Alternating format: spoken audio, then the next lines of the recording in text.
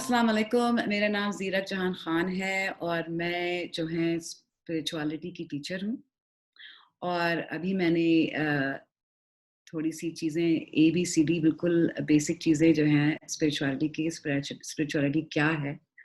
और उसका ये भी कि उसमें जो डिफरेंट कंपोनेंट्स होते हैं, वो कौन से कंपोनेंट्स हैं, उसका बताया। अगर आप मुझको सवाल भेजेंगे तो उसको मद्देनज़र रखकर मैं दूसरा कोर्स भी बना सकती हूँ। अभी सिर्फ़ इंट्रोडक्शन है और बिल्कुल एबीसीडी है। और और अगर आप मुझको और सवाल भेजेंगे तो फिर मैं ईएफजीएच बता सकती हूँ आपको। और अगर आप बताएँ कि आपको इंटरेस्ट है तो अ, मैं आपका इंतज़ार करूँगी सवालों का। तो शुक्रिया बहुत-बहुत।